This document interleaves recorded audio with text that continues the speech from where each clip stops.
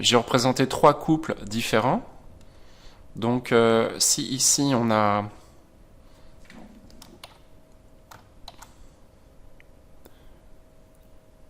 pH, le pH de référence 7,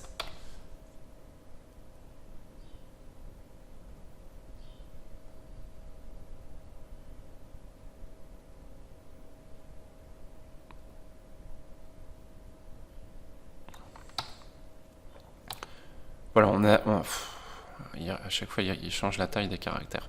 On a la valeur de référence pH 7. On a différentes propositions pour des valeurs de pKa.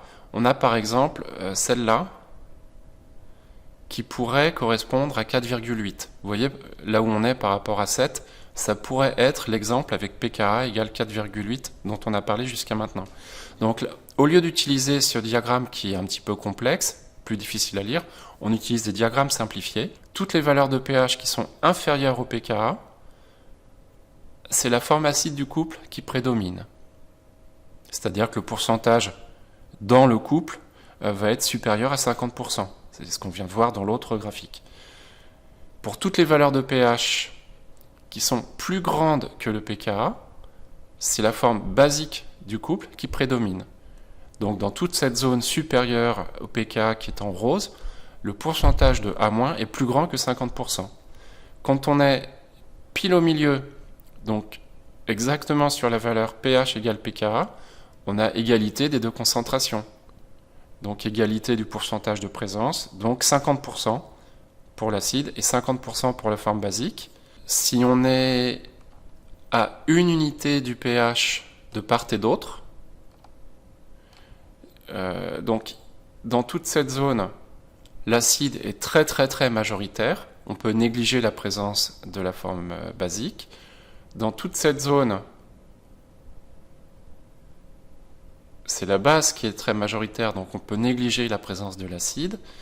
Et dans toute la zone intermédiaire, on va avoir des proportions qui sont comparables entre l'acide et la base, donc coexistence de la forme acide et de la forme basique.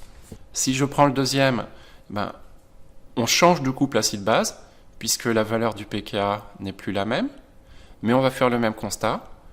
Pour toutes les valeurs de pH qui sont inférieures au pKa, la forme acide est plus présente que la forme basique.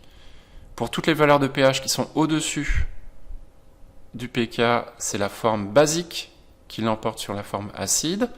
Si on fait une sorte, toujours pareil, 1 plus 1, moins 1, dans toute la zone intermédiaire, on a des proportions comparables de l'acide et de la base. Dans toute la zone très éloignée, à plus de 1 unité du pKa, c'est la forme basique qui prédomine, qui est quasiment à 100%, et on néglige la forme acide. Et pour toute la zone qui est éloignée de plus de 1 unité du pKa, pour les petits pH, cette fois c'est la forme acide qui prédomine, de tellement qu'on va négliger la forme basique. Et on pourrait refaire le même genre de descriptif pour le troisième. La forme acide qui prédomine, la forme basique qui prédomine, dans une zone plus 1, moins 1, dans une zone plus 1, moins 1 par rapport au pKa, on a une coexistence dans des proportions comparables de la forme basique et de la forme acide. Voilà, j'espère qu'après l'avoir dit 3 fois, ça permet de poser un petit peu le raisonnement qu'on fait et de aussi mieux comprendre ce qui se passait dans ce graphique. Ça, c'est la zone en dessous de pKa-1. Ça, c'est la zone au-dessus de pKa plus 1. On néglige la forme acide. De l'autre côté, on néglige la forme basique. Et dans le plus 1, moins 1, autour du pKa, on a des proportions comparables de la forme acide et de la forme basique. Alors attention, gros piège, grosse source d'erreur. Je me mets sur pH 7. Voilà, pH 7, c'est des choses que tout le monde sait en général. Au-dessus de pH 7, on est en milieu basique. En dessous de pH 7, on est en milieu acide. Et si vous regardez bien, et ça peut être surprenant, on peut à la fois avoir la forme basique d'un couple qui prédomine. Vous voyez, c'est le cas ici. On est dans la zone rose, donc c'est la forme basique du couple qui prédomine. Pourtant, on est en milieu acide. Ça peut arriver assez facilement. De même, on peut avoir la forme acide du couple qui prédomine alors qu'on est en milieu basique. Donc, ce à quoi il faudra faire attention, c'est que il ne faut surtout pas faire la réponse du genre le pH est plus grand que 7, le pH est plus grand que 7, donc c'est la forme basique du couple qui prédomine. C'est totalement faux, ça dépend des couples. Pour certains couples, ça peut être vrai. C'est celui-là, par exemple. En effet, au-dessus de pH 7, c'est la forme basique qui prédomine. Mais il se trouve que pour ce couple, en dessous de pH 7, jusqu'à pKa, c'est encore la forme basique qui prédomine.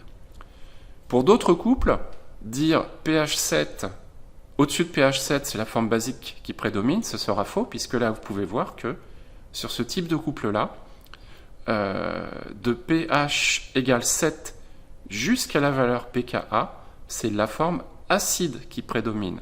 Dit autrement, pH 7, milieu basique, milieu acide, ce sont des termes qu'on utilise pour la solution dans sa globalité, avec tous ses constituants.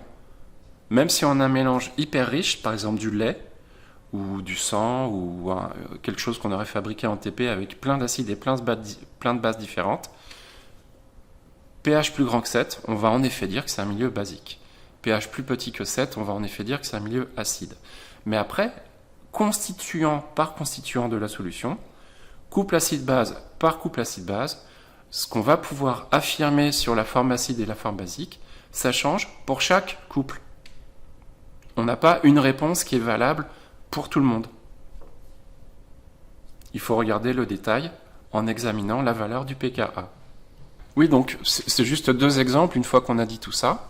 Et puis c'est une chose très importante. Et du coup, ça répondra à votre question, Paul, sur la question, je ne sais plus combien, de l'activité 6. Ça va être maintenant qu'on va y répondre. Si on prend un exemple, l'acide formique. L'acide formique, on l'appelle comme ça parce que les fourmis le fabriquent naturellement. Elles l'utilisent notamment pour se défendre. C'est la sensation qui pique quand on se fait mordre par une fourmi. L'acide formique, son pKa, c'est 3,75. Donc 3,75, c'est largement en dessous de 7. Et en gros, tiens,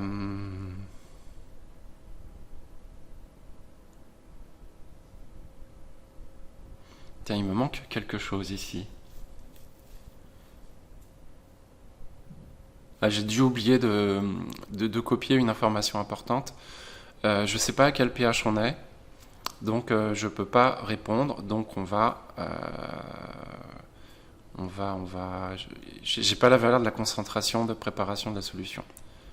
Mais ce qu'on cherchait à voir, c'est que si on compare avec l'acide acétique ou l'acide éthanoïque, qui n'a pas la même valeur de pKa, d'accord, 3,75, 4,75, le pourcentage de molécules d'acide dissociées n'est pas le même.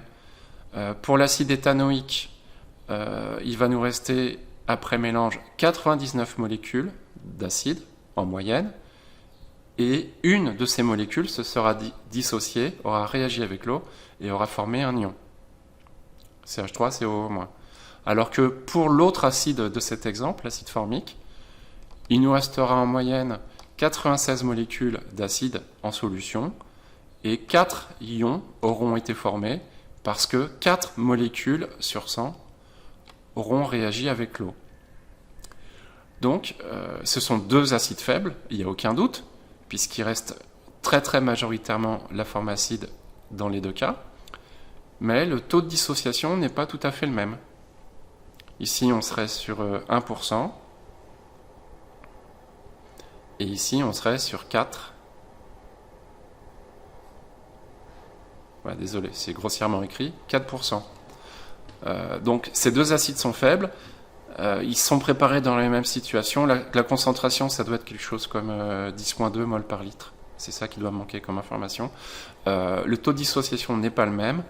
La composition du mélange, la répartition entre acide et base n'est pas la même lorsqu'on prépare cette solution.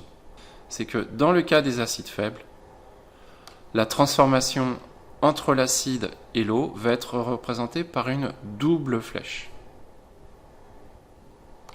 Ça veut dire que la réaction peut se faire dans les deux sens.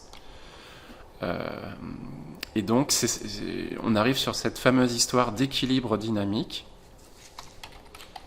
que j'essaie d'expliquer dans l'autre vidéo. Donc, vous pouvez aller voir à partir de maintenant. Vous verrez plus précisément ce qu'elle essaie d'expliquer.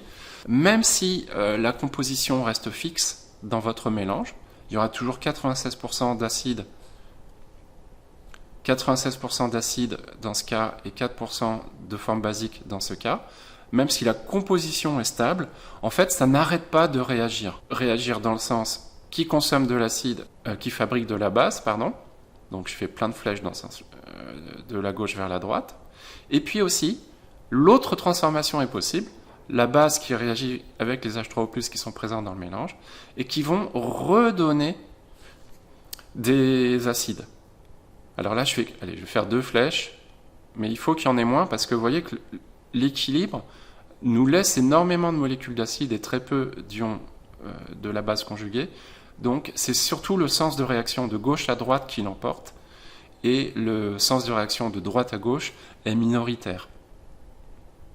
Donc on utilise la double flèche parce que les transformations peuvent se faire dans le sens acide plus eau donne ion oxonium plus la base conjuguée. Et aussi, la réaction inverse est possible. Base conjuguée plus ion oxonium redonne l'acide et l'eau. Et c'est pour ça qu'on a des équilibres qui se créent.